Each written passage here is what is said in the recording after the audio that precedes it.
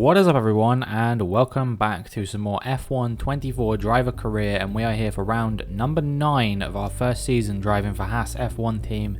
It is time for the Canadian Grand Prix. Last time out we were at the Monaco Grand Prix and it was a pretty short affair. We got 5 laps into the race, having been leading from pole position in a Haas, mind you, and unfortunately we had a mechanical failure.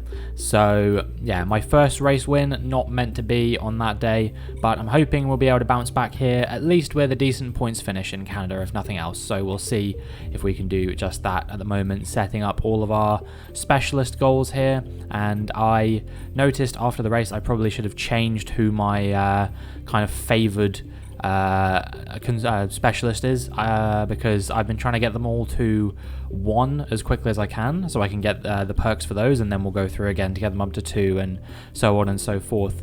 We're currently in the midst of a couple of rivalries, including our teammate rivalry with Nico Hülkenberg, of course, and also our driver rating rivalry with Lance Stroll, which currently we are tied on, both on 79 rating. We got a few upgrades we're going to try and get on the car before the Canadian Grand Prix, including a couple from my side which will make their way onto the car hopefully before the Canadian Grand Prix. We're currently 7th still in the performance index, but we are closing up to VCARB nicely now, so I'm hoping we might be able to get ahead of them soon. And you can see here that the issue with the Monaco Grand Prix for us was our MGUK. That is what ended up failing. But nonetheless, we managed to maintain P10 in the driver standings and P6 in the constructor standings, and I'm hoping that we'll be able to do that again after the Canadian Grand Prix as well. Our durability upgrade got onto the car nicely before the Canadian Grand Prix, but unfortunately the engine upgrade couldn't come through, so we're going to restart that one, and hopefully that will get on the car by the time we get to the next race, which I believe is the Spanish Grand Prix. So yeah, hopefully that will be the case. And now it is time for us to get into the race weekend proper for our first practice session here, and it is going to be a dry session, but there is projected to be some rain at some point for a little bit during the session. I don't think it's going to affect it too much, and we'll see what kind of time we can do initially depending on what practice programs we have and all that kind of thing. Our fastest lap was a 1:11.0 on a set of soft compound tyres, but I made quite a significant mistake going into the final chicane. I probably lost about 0.5 of a second, so I was feeling like I had a lot more pace in the car than what I showed there. Hülkenberg down in P16, that was a bit concerning for me, so hopefully he can find a little bit more pace as we get ourselves into qualifying now. And again, I think the goal here has to be trying to get through to Q3 if we can. We seem to be quite consistent at getting through to Q3, so I'm hoping that we will be able to do the same thing this weekend. Obviously, I don't think pole position is quite going to be on the cards here, unlike in Monaco. But if we can get, you know, just a top 10, I'll be pretty happy with that. We are still in a Haas. We're still in the, the 7th best car on the grid, so the 4th worst, I guess. So anything beyond, you know, sort of P12, you've got to say, is probably a decent finish for us. So our first flying lap we did on a set of mediums. It was a 1:10.4, and now I'm going to hope that we can improve a little bit on a fresh set of soft compound tyres instead. And you can see we are up, but not quite as much as I expected we would be, to be honest. I thought we'd be improving by, you know, nearly half a second or something like that, but instead it was only about 1/10 of a second until we got to the final chicane.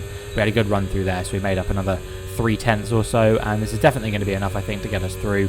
1:10.0 is going to be the time in the end, and that is going to be good enough to put us through in P8. So yeah, very happy with that, and hoping we can continue finding similar levels of performance to that throughout the next couple of qualifying sessions as well. Verstappen going fastest there, Stroll making it through in P10. Of course, it's his home race this weekend. Hülkenberg making it through by the skin of his teeth. He was the exact same lap time as Pierre Gasly, but he did it first, so that meant that he will be the one walking away with the P15 on that occasion, and Pierre Gasly will be knocked out of Q1. I didn't see who else got knocked out there. I think both Alpines and I'm trying to remember who else even got knocked out there. I definitely know it was both Alpines, but both Kicks made it through. I think both VCARBs also got knocked out there, and maybe Sargent as well, I think it was. So we do a 1:10.5 here in Q2 on our first flying lap on a used set of soft compound tyres, and now we're round for our first flying lap on a fresh set in Q2. and you can see that this is going to be a pretty decent improvement, but it's going to need to be about the level of improvement we're finding so far, because we are right sort of on the verge of being knocked out here. We're in P14 at the moment, but we're improving by 0.6. It's going to be a 109.8. Is that good enough to see us through? Yes, it is, in P8. Very good stuff. Very consistent so far, 2 P8s. We'll see if we can go any better than that in Q3 or not. Nico Hulkenberg, unfortunately, knocked out here in Q2. He's in P11. He was about a tenth, or yeah, a little bit over a tenth off of Sergio Perez. So he'll be in the drop zone with both of the kicks. The remaining Williams of Alex Albon, and interestingly, Lando Norris is the other driver knocked out here in Q2. Not what you would have expected from somebody who probably might be competing for the championship this season, but yeah, there we go. Not going to be happening in this race for Lando Norris, certainly. And now we make our way into Q3. As always, first flying lap on a used set of soft compound tyres. As we cross the line, that's a 110.4, so it's going to need to be a pretty decent improvement on the next flying lap if we're going to have any hopes of getting ourselves any higher than P10 here in Q3. You can see we're all the way down in P10 at the moment, but we are 5/10 up on our best time at the moment, and I reckon there's probably more time to come through the final chicane, and you can see we've had a good run through there. It's going to be another couple of tenths improved. I think we're going to be up to about 8 tenths as we come on the run to the line. It's a 109.6, and that is going to put us in P7. So we do make a minor improvement position-wise over our last couple of qualifying sessions, but only one position in the end. It is Carlos Sainz grabbing pole position here today, with only a tenth separating the top three, Verstappen and Russell, the other two there, and it is going to be P7 for us. I'm pretty happy with that. We're ahead of Lance Stroll in qualifying, crucially, the hometown hero, qualifying in P8. But, you know, it's going to be a difficult task now to try and keep him behind during the race, because he'll be super motivated to get a good result at his home race. So we'll see what we can do as we get into the Canadian Grand Prix.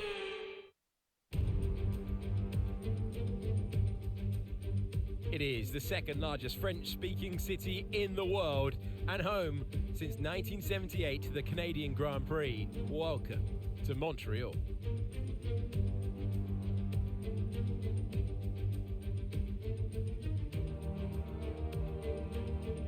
A 2.7-mile circuit, peaking at around 190 miles per hour. There are 2 DRS zones, 14 turns, which conclude with the famous Wall of Champions, and many a car has found their race ending right there.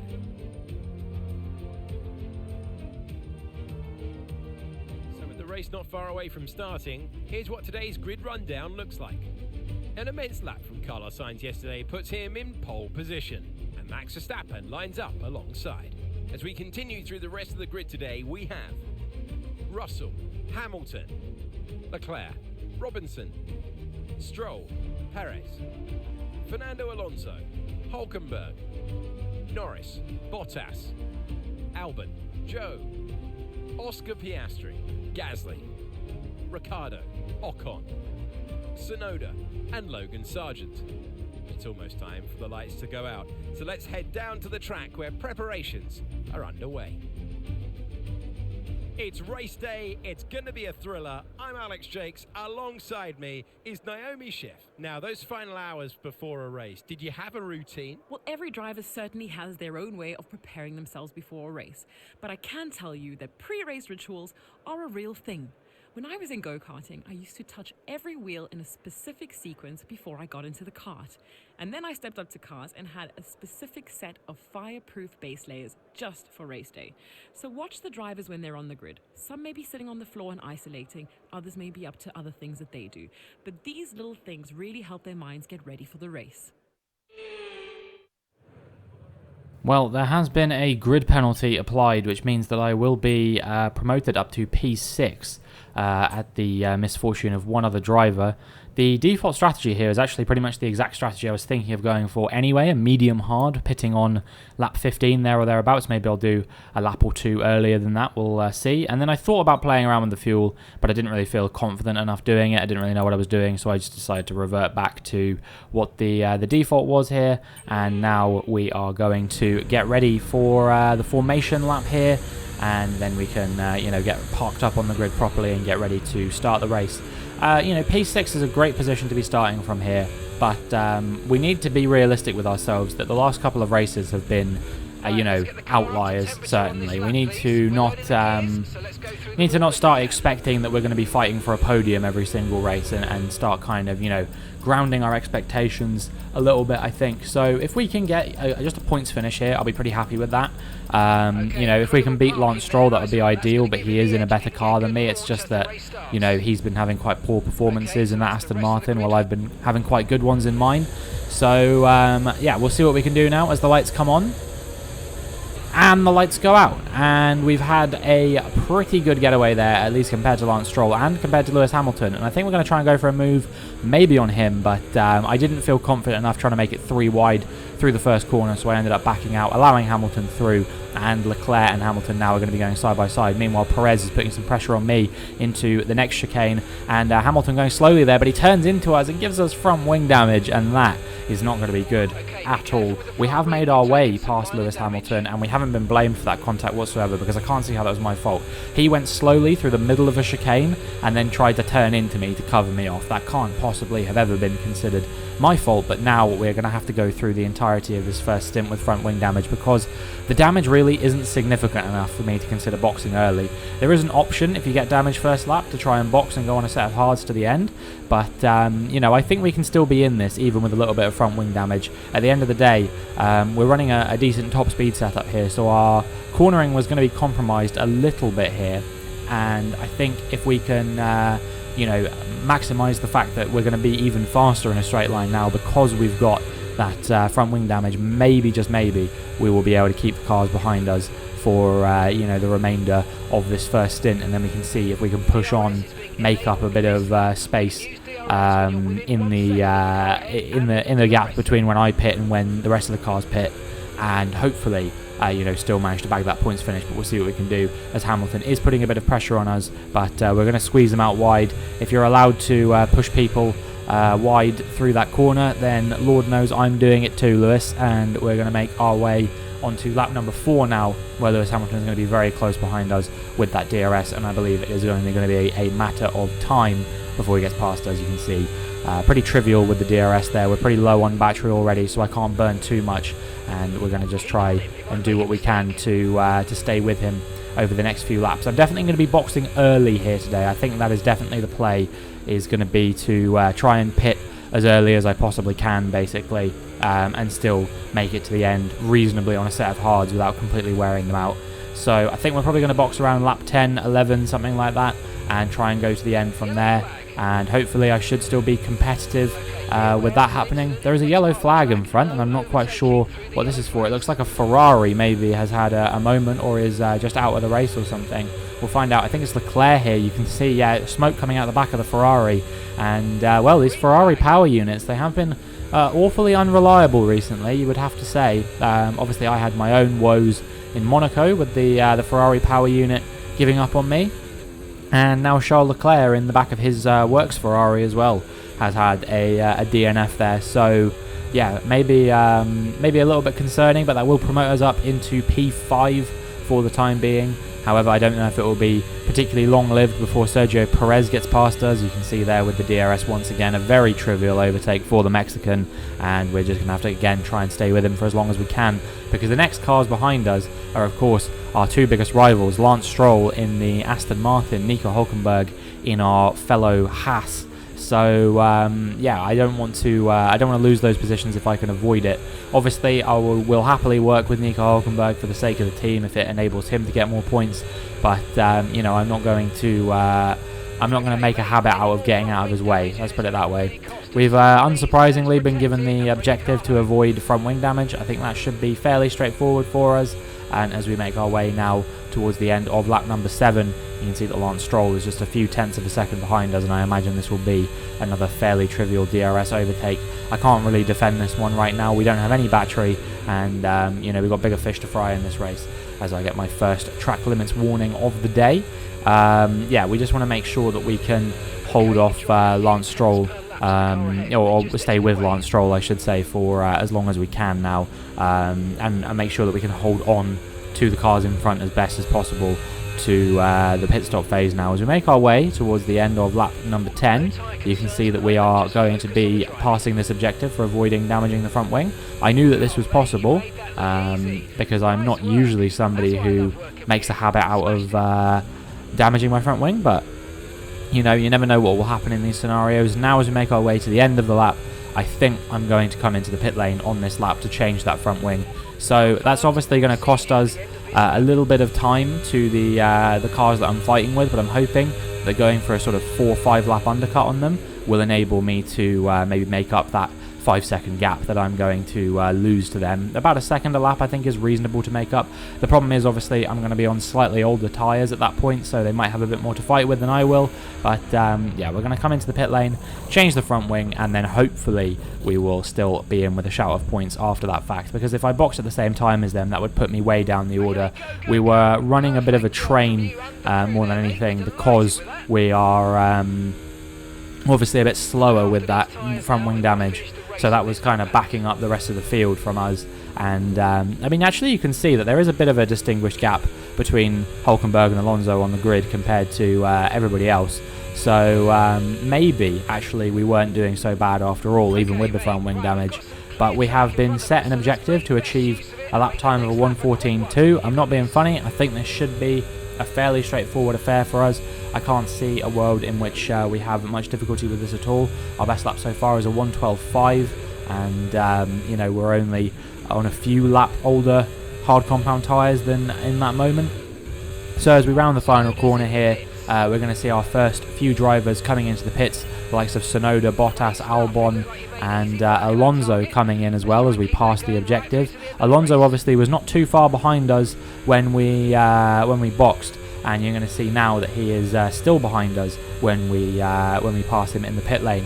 Now the big one, Hulkenberg and Stroll have boxed, and they were the cars we were closest to. Stroll was ahead of us, he's still ahead of us. Hulkenberg was behind us, he's still behind us. So in essence nothing really has changed here, but something is about to change, because this is Nico Hulkenberg with smoke billowing out the back of his car. That's 2 Ferrari powertrains giving up in the space of 1 race. Disappointing for my teammate, but you know, at least this time it wasn't my car giving out during the race, because that was supremely painful from a good position. Unfortunately, Nico Hulkenberg almost undoubtedly would have been on for points today, and that's not happening anymore. It won't be a double points finish for Haas, but you know, hopefully he can bounce back. He's been having some really good performances, and not only that, but also the car is getting better and better all the time, which will enable him to do even better going forward. So as we dive up the inside of Pierre Gasly, he's yet to pit, so this is a fairly trivial one. What we're trying to do now is we're just trying to stay with Lance Stroll for as long as we can. Unfortunately, we are outside of that 1 second range, so despite the fact that we've got the DRS, I don't know if we're going to have it for much longer here, and we're going to have to just hope that we can stay with him. But as we move on to lap 23, you can see that hasn't really happened. He's opened a gap of nearly 3 seconds, and it's actually his teammate Fernando Alonso that is trying to get past us now. Remember, the Aston Martin, much better in this series than it is in real life, so if the Aston Martin does seem like maybe it's a bit too trivial to get past me, that's because it is actually a much better car. And there is comfortably a Formula A and a Formula B right now. There's a top 5 teams, there's a bottom 5 teams, and you know, trying to crack those top 5 teams is not easy, but we have managed to do it in a few races so far, including obviously Imola, where we got P3 thanks to an absolutely fantastic strategy. But yeah, there is at least a couple of drivers in that sort of top pack that are behind us. Actually, both of the McLarens that are sat behind us at the moment. Piastri, I think, was on a poor strategy, and Norris obviously started poorly. And we've been set an objective now to charge our battery. I've been trying that a little bit already throughout this race, so the fact I've still got to do that isn't great. That's allowed Alonso to break away from us now a little bit, and we're coming under pressure from Alex Albon in the Williams. So I think the goal here really has to be to beat him and you know, cement the position as best of the rest. But this is a pretty high top speed circuit. That's kind of what it favours more than anything, and the Williams obviously is good in the top speed areas, so you would expect them to thrive on a track like this, especially in the straights. However, obviously it's kind of a situation where all the straights are broken up by slow corners, which is something that our car does quite well in. So I'm hoping that we will be able to stay with Alex Albon here and yeah, just try and cling on to him with the DRS, maybe think about making an overtake when it makes sense to do exactly that. We've passed the objective to charge the battery now. That should be our last objective for the race. We've done everything we needed to regarding objectives and stuff today. They didn't really set us any for overtaking or anything like that, but I'm hoping we will be able to get back past Albon sooner rather than later. And you can see he's actually had a big moment, almost stacking into the wall of champions there, and now we're going to be able to go for a move round the outside of Alex Albon potentially here at the Canadian Grand Prix into turn 1, and we've pulled off the move, made our way back into P8, and we'll see if we can hold on to this. I'm not too concerned about the cars behind catching us because it's Bottas and Ricciardo, and then I think one of the McLarens involved in that fight. So as long as Bottas can keep holding them up there, I'll be pretty happy with that. And as we make our way towards the end of lap 28, I think Albon is going to get back past us here. I wouldn't really be surprised if this turns into one of those situations where we're just swapping places back and forth for the rest of the race now. But if anything other than that happens, I will be delighted with the situation we find ourselves in. And as we come through turn 1 now, we are going to be clinging nicely to the gearbox of Alex Albon, hopefully for only a few more laps now. And maybe once his tyres start to go off as well, we can break away. You can see he's having these mistakes every now and again. Through that chicane, for example, had a bit of a wobble. That's invited me back into the fight, and we're going to have a look up the inside, dive up the inside into the hairpin, and make our way through for P8 once again. And we're going to have the DRS now to try and break away from him here.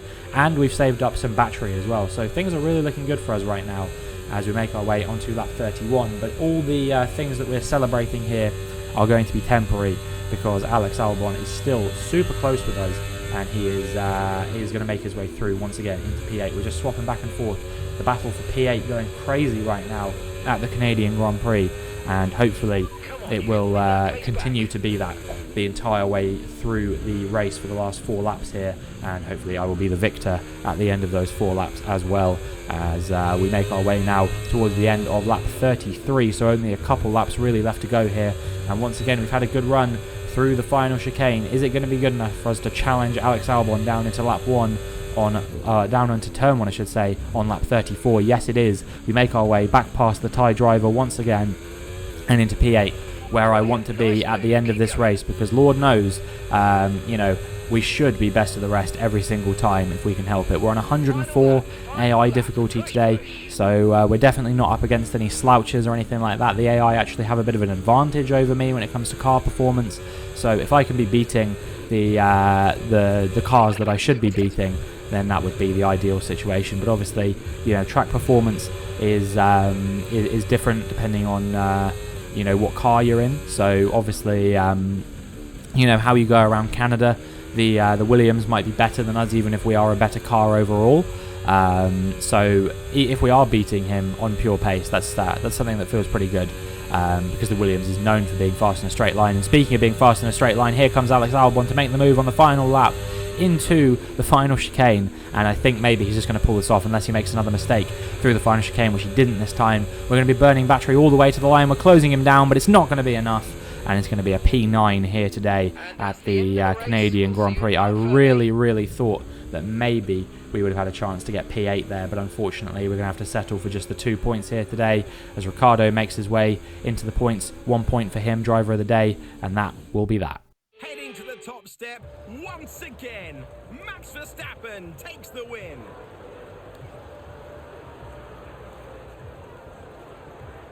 Wow, that's 3 wins in a row. They really are on a roll now and really building great momentum. They're clearly one to look out for.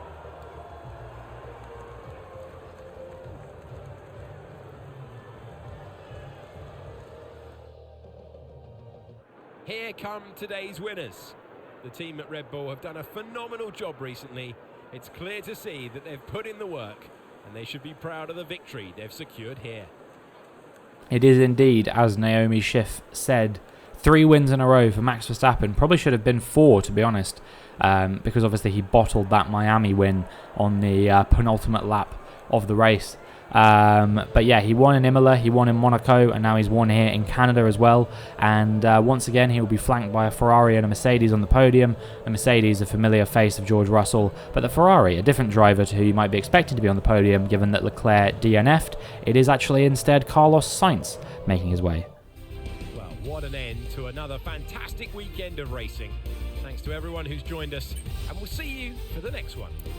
So, despite the fact that Lando Norris had a bit of a difficult race there, he was actually the driver that picked up the fastest lap there. Obviously, Nico Hülkenberg had that retirement. We picked up a couple points, but with Lance Stroll picking up 8 points here today at his home race, a P6, which is a good result for him, good finish. He will actually go ahead of us in the driver's standings now by 1 point, so I'm hoping we'll be able to get him back in the very next race, which, like I said, I believe is the Spanish Grand Prix. And we've retained P6 in the Constructors' Championship. Between you and me, I'm not too concerned about losing that unless Alpine or VCarb suddenly make a massive upward development, because we are just scoring consistent points throughout these first 9 races. To have picked up nearly 30 points in a Haas is something that I think we can be pretty happy with. And if we continue this trend, then we could well be on 100 points by the end of our first season, which would be absolutely incredible in a car like this. A car which obviously at the start of the season was projected to be probably the 8th best car on the grid. We've gone ahead of Alpine since then, as they've kind of tailed off. And now the next car we've got to get ahead of is going to be the V-Carbs, which I'm hoping that our continued development will allow us to do that. I'm thinking we're going to have a lot of upgrades coming onto the car for the next race, and Spain generally is quite an all-around track. There's a reason they used to test it, and it's because it tests kind of all of the facets of a Formula 1 car. So I'm hoping that that will be a pretty good race for us, and maybe we can get ourselves into a point-scoring position. Especially, if there's a DNF, if there's even one DNF for the top 5 teams, then that will bode incredibly well for us. I was quite happy with how we were doing here, especially with the front wing damage at the start of the race. This is something I have to remind myself, is that would have been an easy sort of, P8, maybe even P7 for us there if I hadn't had that front wing damage, because I would have been able to defend my position in the opening stint much better, and also probably would have pitted a little bit later, which would have not made me so susceptible when it came to the tyre wear compared to the drivers I was racing with. So yeah, I'm not too disappointed with that. Generally, I think P9 is not a bad result for us. At the end of the day, we're only gunning for a points finish here today anyway, and we got exactly that. And I'm sure that Spain will be sort of similar. Obviously, a disappointment for Nico Hülkenberg, my teammate today. I really did believe that he would have been able to score points as well, but it just didn't happen for him due to the mechanical failure. Hopefully that won't affect his mental and his focus too much, and he'll be able to bounce back for the following race, but we'll see what happens with that. And yeah, we just need to make sure we continue scoring points, especially in the Drivers' Championship now, if we want to beat Lance Stroll. Either way, I think we're going to be best of the rest, best of Formula B in both championships, in the Drivers' and the Constructors' Championship, because we've got the Drivers' Championship P11 certainly on lock, and we're even fighting Lance Stroll for P10 there, and then P6 in the Constructors' Championship as well. I think probably is going to be the best we're gunning for. Fernando Alonso is kind of carrying Aston Martin a bit too far out of sight. So yeah, I think end of season goals is going to be sort of P10, P11 in the Drivers' Championship, P6 in the Constructors' Championship. Anything than that is a bonus. But our rivalry with Lance Stroll has increased to heated now. It's not just a championship rivalry. It is also a heated rivalry, which actually it wasn't a championship rivalry before. It was a driver rating rivalry. So we've got 2 rivalries on the go with Lance Stroll now, a championship rivalry and a rating rivalry, which things are really starting to get spicy with Lance Stroll right now.